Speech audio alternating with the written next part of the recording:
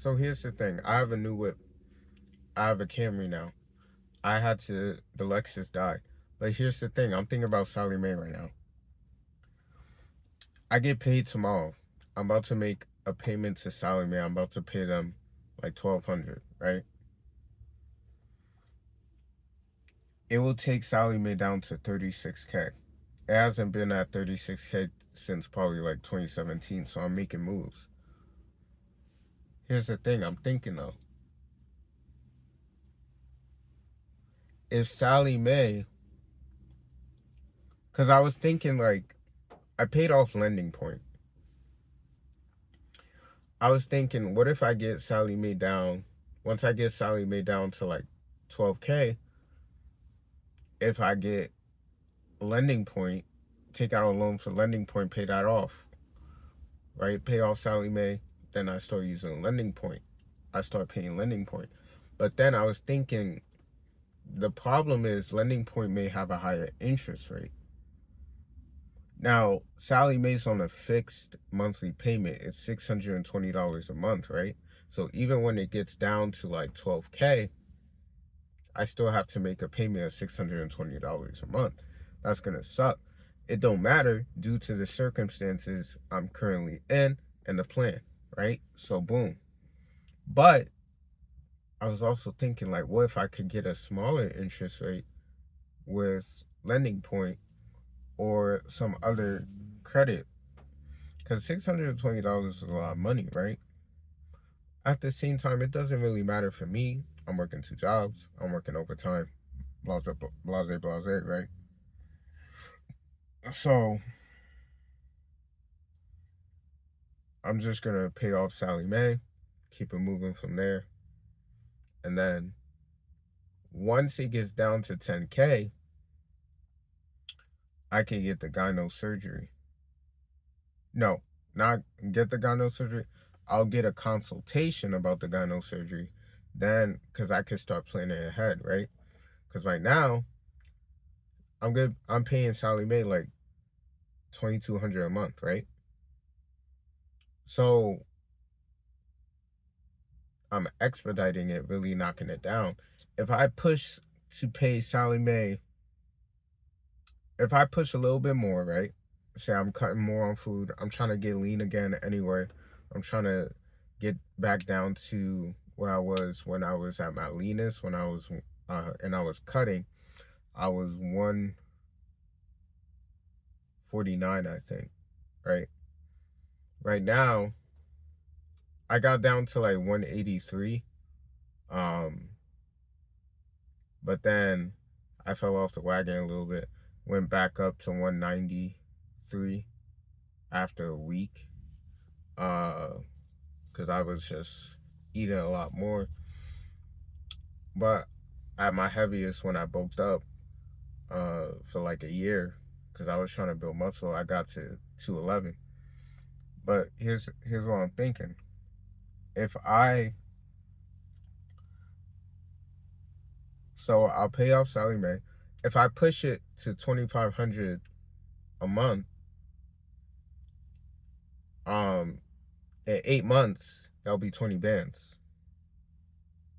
right? Or around there. I was doing the math earlier, right?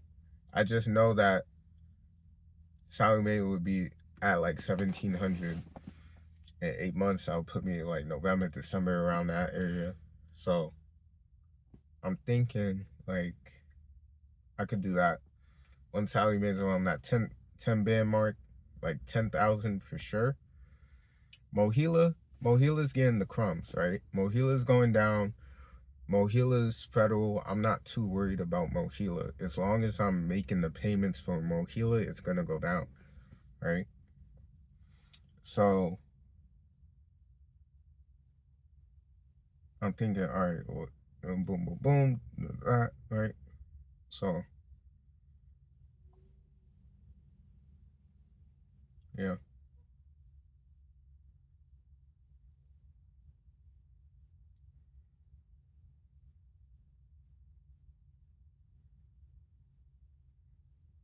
but here's the thing. it's not even about like I just because once I get the gyno surgery, once Sally Mae's paid off, it's switched to build mode. You know what I'm saying? It's having rent covered for a year. It's um uh having the furniture. It's having all those things, you know? So like, and here's the thing, even with this new vehicle, I have to make payments on the vehicle. Uh because this is a new vehicle, I had to take a loan out. Um it's Westlake again. But here's the thing with Westlake. I made a payment before even I needed to make payments. So I'm getting that down. 13K, right? But it's at 9 point something interest. Sally Mae's at 12.3.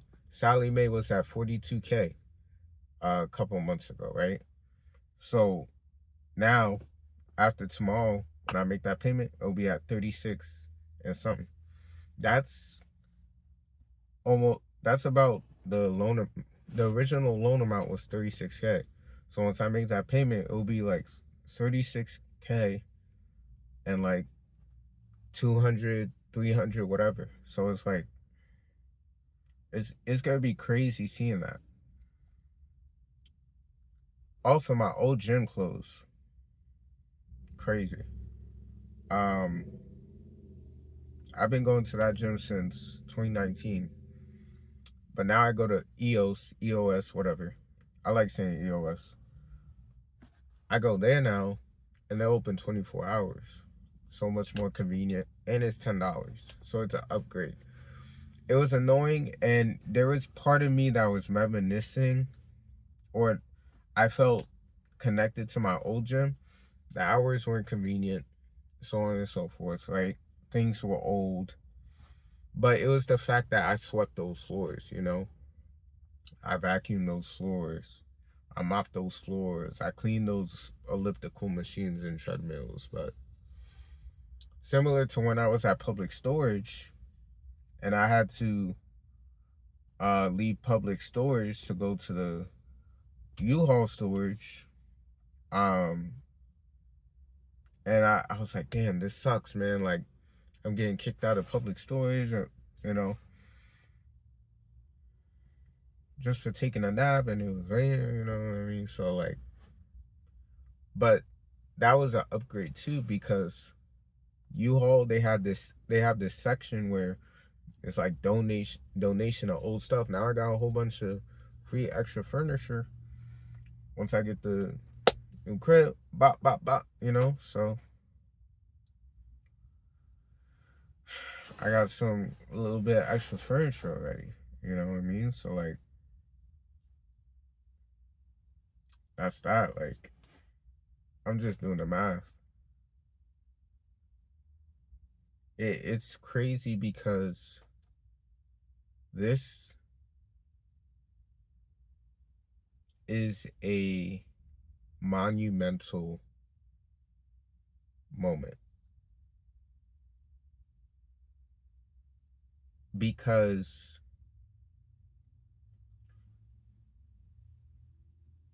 Sally Mae hitting 36K, not only is it essentially the original loan amount, but it's finally when it's showing, oh, the tables are turning. The needle is moving. It's swinging in the opposite direction.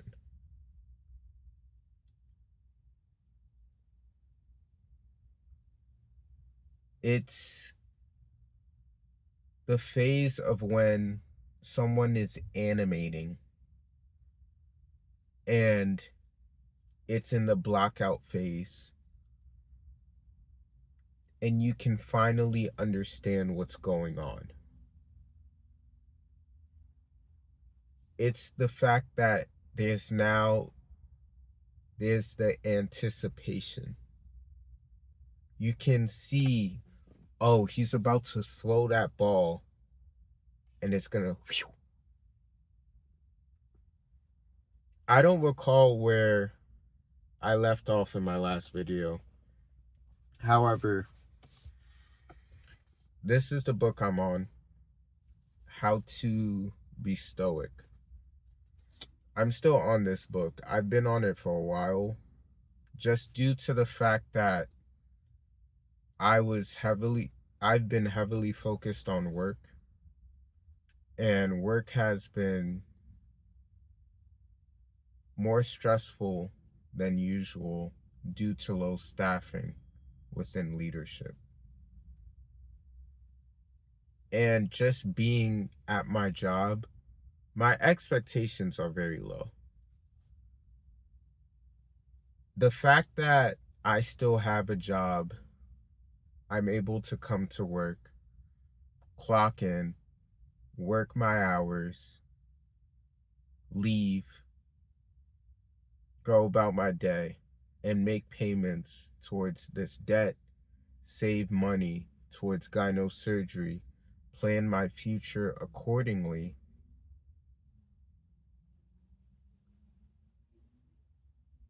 just allows me to have the mindset of, okay, I still have this with me, I can still keep moving forward.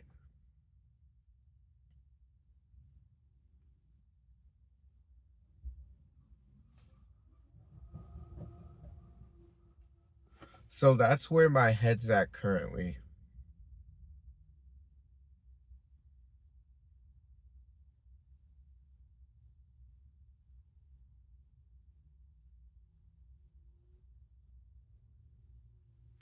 It's interesting because my social circle has gradually shrunk, right? Not only has it gradually shrunk,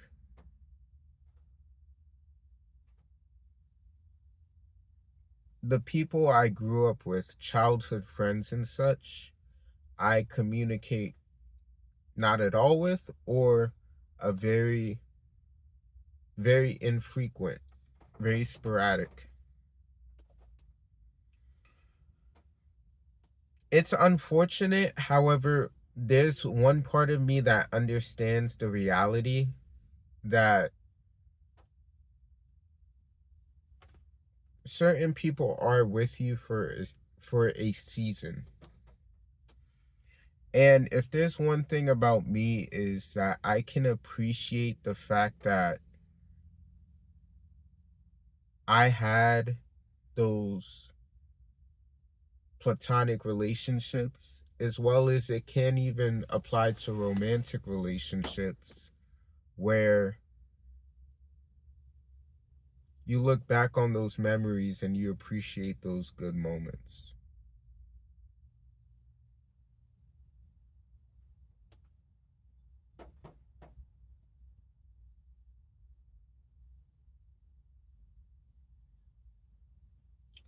Back to making payments and the whole Sallie Mae thing. It's an important milestone. But the thing with me is I don't like to celebrate until it's dead. God forbid I could get hurt, get sick, whatever.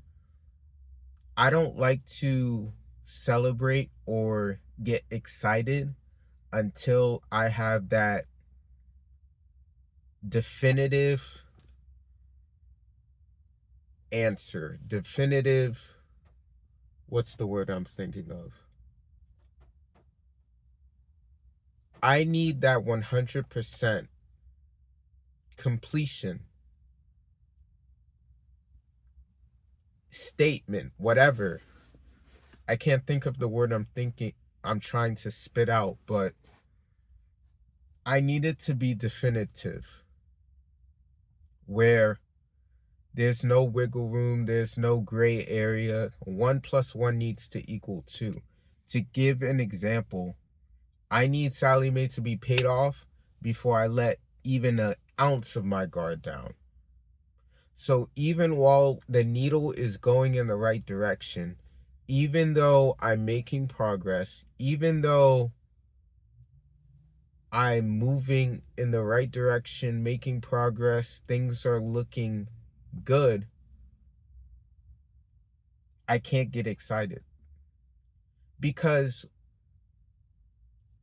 there's still a lack of margin. There's still a lack of, there was a word I just learned. What was it? Absolutionary, or I forgot. There's, I can't leverage the circumstances to their fullest capacity due to the fact that there's still this variable there. There's different variables can occur. For example, I was excited that yes, I can finally start making more payments towards Sally Mae. Then the Lexus died. Then I had to get a whole new vehicle. Fortunately, I got something more reliable. I went to a more reliable, I went to AutoNation versus a small, sketchy dealership. And the car has been working. It's only been since January. It's March now, so, I can't say for certain, but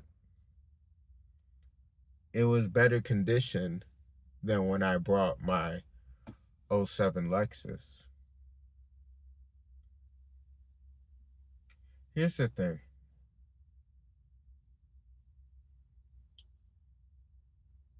There's going to be different milestones, different checkpoints, different events that occur that will allow me to keep going forward, allow me, despite the circumstances, still, um, you know, have a positive mindset.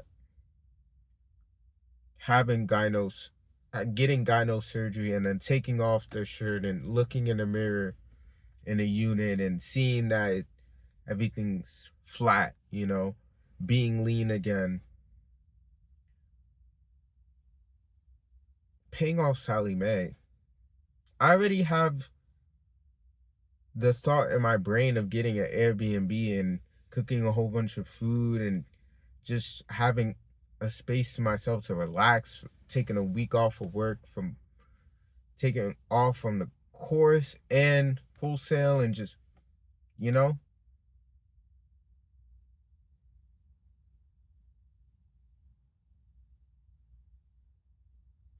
I've been getting into fragrances as well because it is imperative that I stay on top of smelling good, looking good, as much as I can.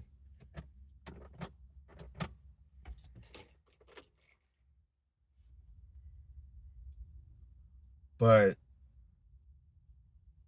it it's something I just think about a lot.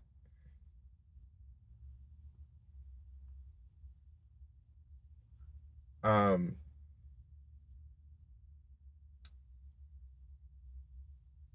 I don't know. I'll say this, and then I'll end the video. I'll keep it brief because one, I don't like recording me in the trenches in the middle of battle. I want I I essentially only record the limited amount of videos I have recorded on this channel. One, for me to look back on.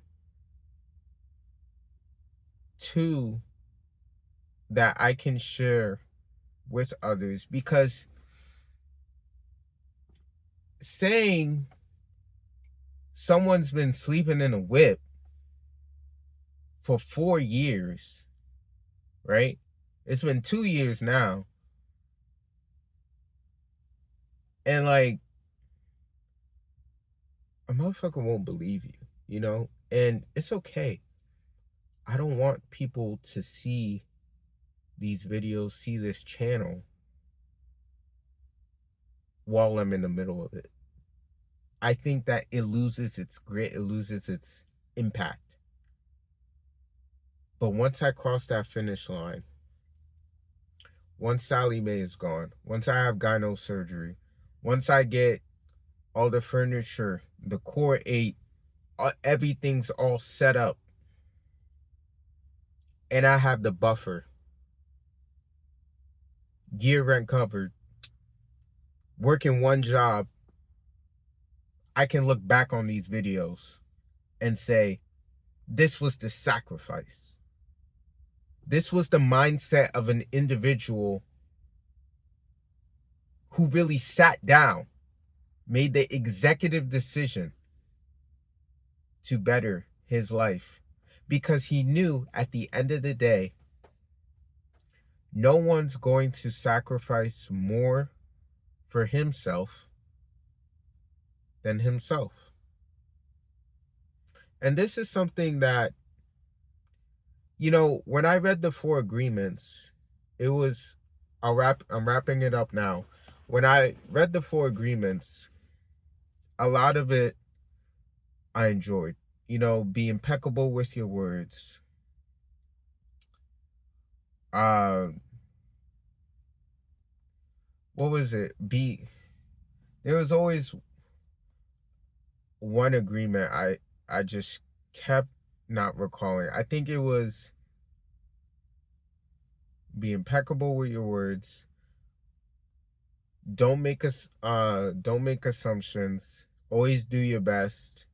And I believe it was like challenge your thoughts, or don't believe everything you think, or something like that, or don't believe everything you think was the second book, but it was around the same lane. It was very similar to the first agreement, where you wanted to be impeccable with your words.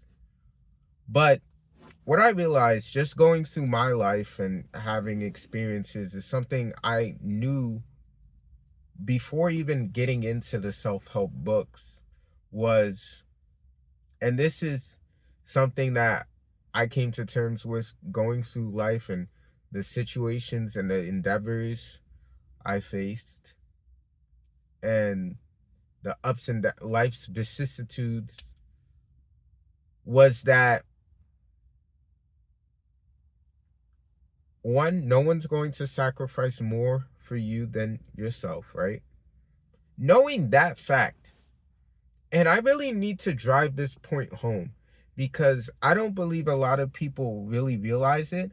And at first you may think it's bleak, but when you look at it from a broader scale, it gives you so much understanding, especially for someone who prior had a tendency of people pleasing, is the fact that you will sacrifice anything for your success, right? And someone can love you, someone can wish the best for you, but they're not going to do anything to ensure that you're happy. And you're probably thinking, well, some people might do anything. But it reaches a point where it doesn't even make sense. It's not even practical. The thing is, it's like, would someone sell their house and all their belongings to ensure that you're successful? No one's going to do that. Would someone kill themselves to ensure that you're successful? Not saying, you're on your deathbed. I mean, like, just to ensure you're successful. Nobody's doing that. So, and those are extreme examples, yes. But the reason why I use them is to really drive the point home that if you were back against the wall and you had to sacrifice anything and everything, no one's going to do that for you more than you. And if someone is willing to do that, they're not smart.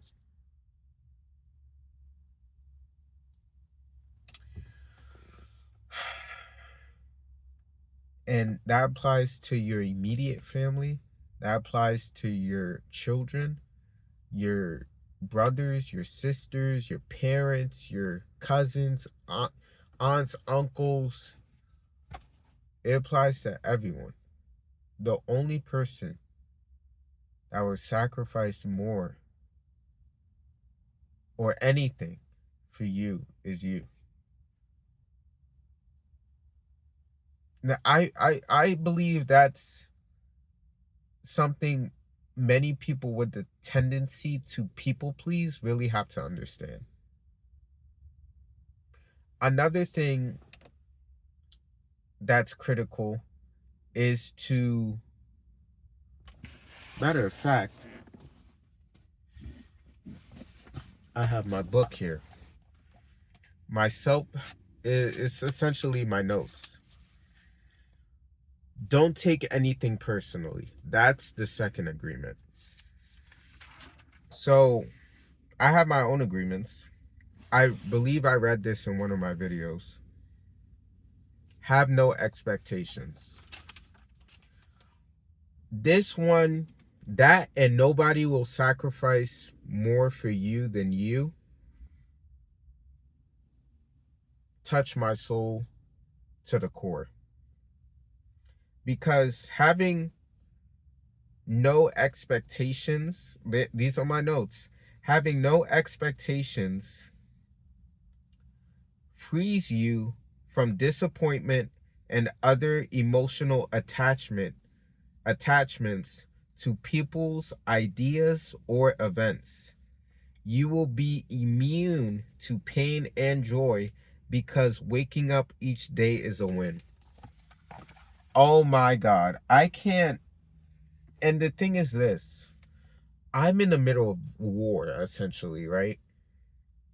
So I forgot that I even wrote that. I knew my agreement, but obviously it wasn't coming to my mind like that, right?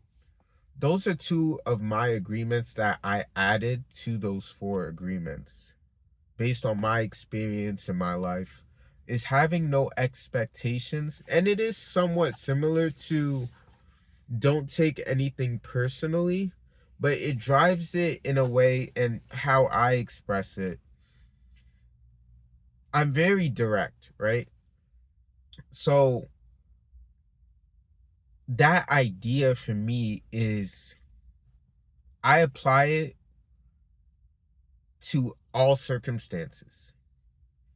In the book, from what I recall, don't take anything personally is very much more in the sense of people saying things to you and almost feeling like a victim due to what people say, and almost internalizing it, right?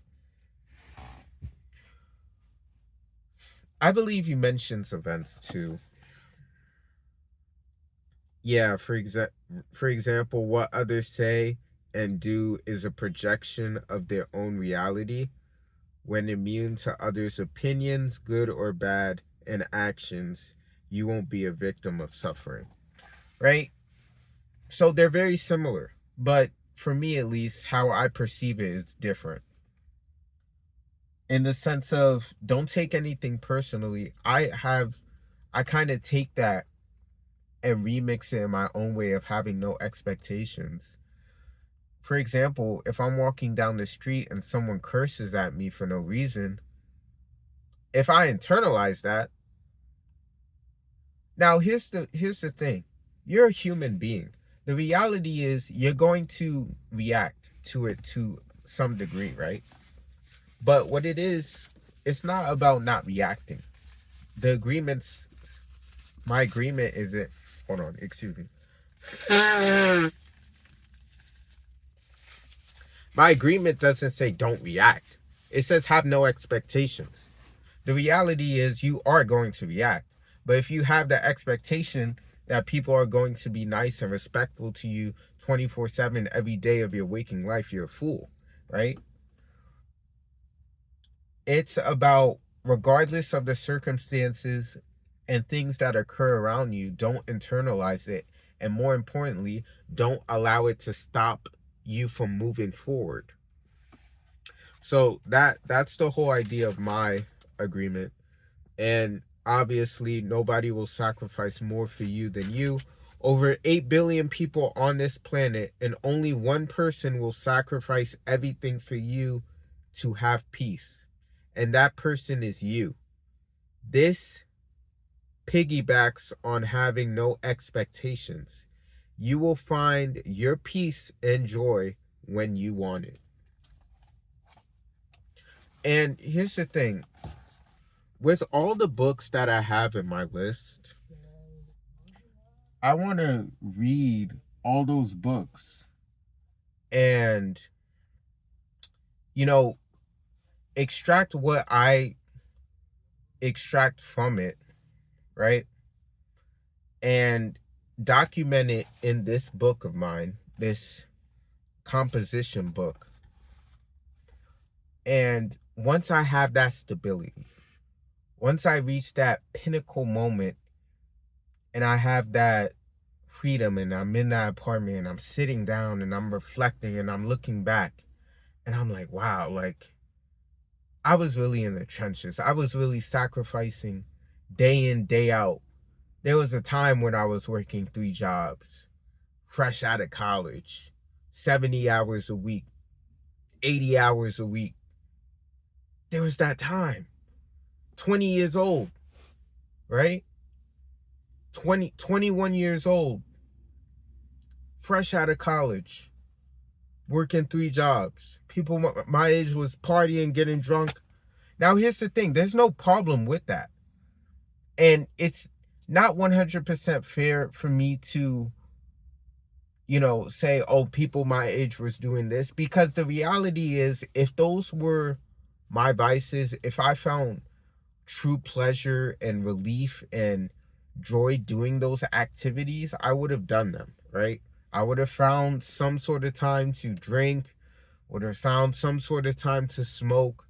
The reality is those aren't my vices. Those aren't my things that I find pleasure doing.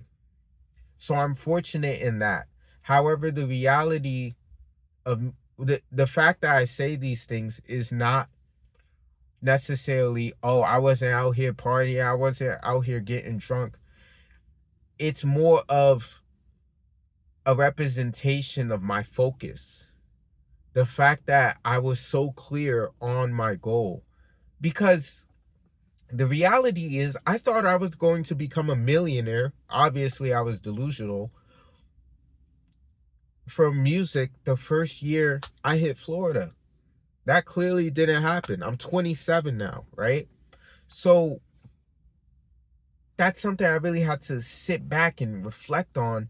And it's unfortunate because I love music so much. And I felt me making music a career, that reality was deferred due to the fact of Sallie Mae, due to the fact that I had this debt.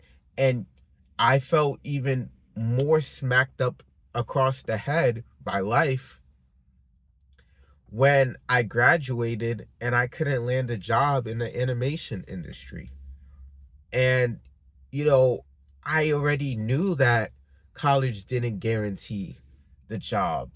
And here's the thing, college, I'll say this. I think it's imperative that someone works a few years prior to really understand the value of a dollar and then make a transition over to higher education after coming up with a plan and after having a little bit of capital underneath them, right? But for most people, it's not fucking worth it. That's a whole different conversation. Because the reality is, loans, debt has been the main antagonist of my existence, my adult existence. And it also has been the driver of why, because here's the reality. If I was never in debt, I would have never worked this hard. I would have never known I had the ability to work this hard. But the reality is this: I wouldn't have been as strategic. And I was always introspective. So it didn't change my personality. It evolved it to a degree. That's what life does: adversity, going through things. But the thing is that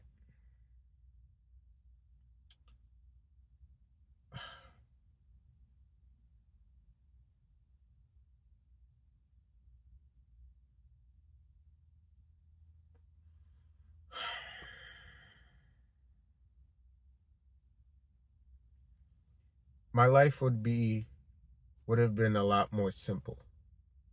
And I reached a point where I prefer simple over complexity, over all of that.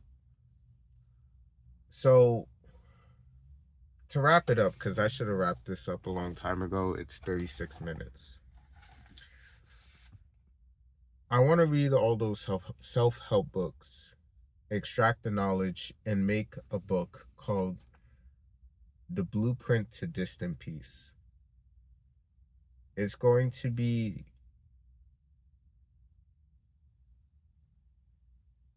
things, ideas, the adversity I've gone through, and lay it out in a book. Because there's one thing about me is I would hate for my suffering to go unknown, not because of my ego, but because it happened.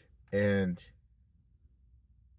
when I leave this earth, when I die, whether young or old, I want to know that I left what I've gone through here, and for people to read it and be like, wow, and extract some value out of it. Is it going to sell millions? Maybe, maybe not. That's not the point. But the fact that I had it written and it'll be available for sale, I think that's going to be, it's going to make me feel like it was worth the suffering, and that the suffering was real. It wasn't imaginary.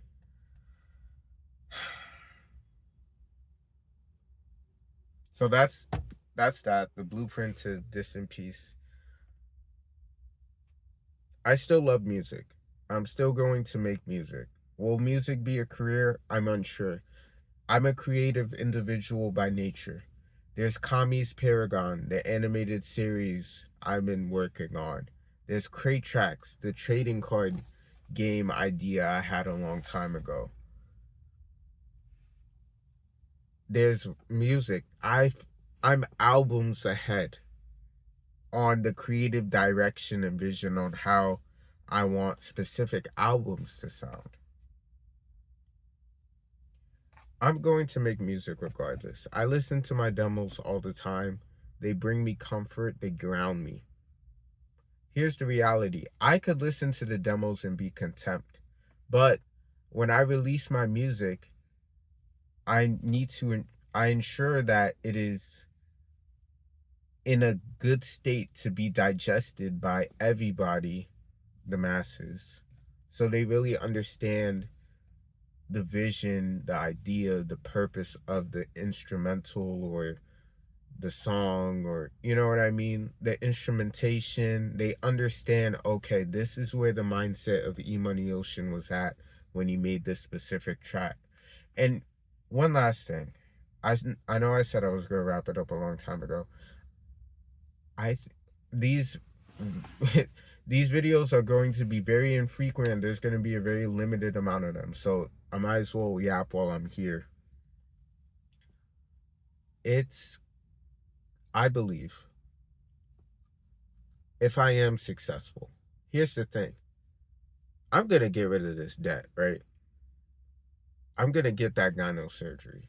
But if I am successful,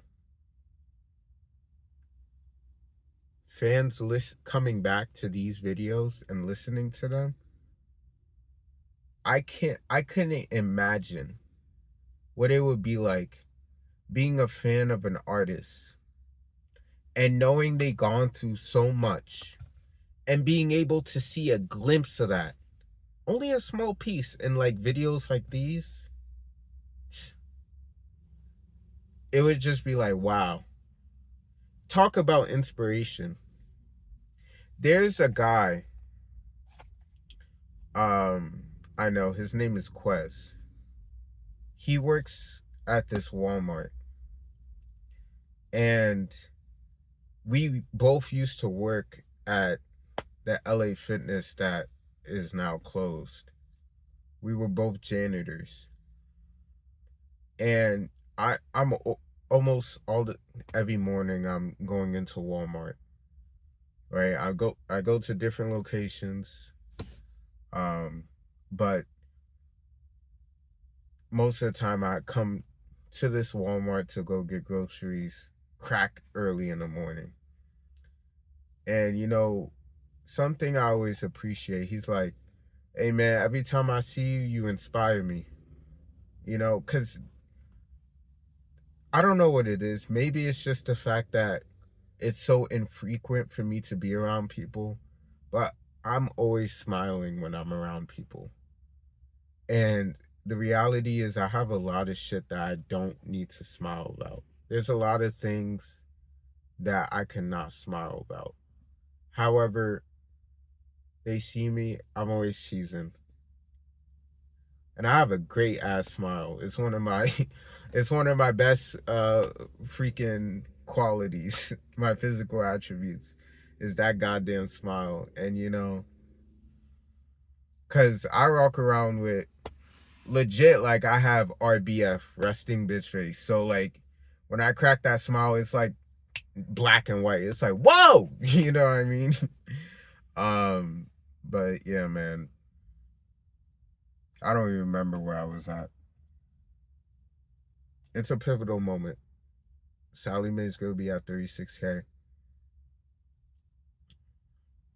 I apologize for my sporadicness in the beginning, but that's how I am when I'm calculating things. When I'm deep in it sounds like gibberish, but I'm really doing like mental gymnastics in my brain. And I was like, I might as well just record. I know the last video I did, it didn't fucking record, and that pissed me off. It connected to Bluetooth so I'm gonna look back on this video. Hopefully it recorded. But these videos are gonna be very infrequent. I don't want to be recording multiple videos in the trenches. This should be enough proof, like, or whatever. It's like, you know, this is the reality of the situation E-Money Ocean, Edmond Louis Toussaint had to go through to reach just baseline, and that's something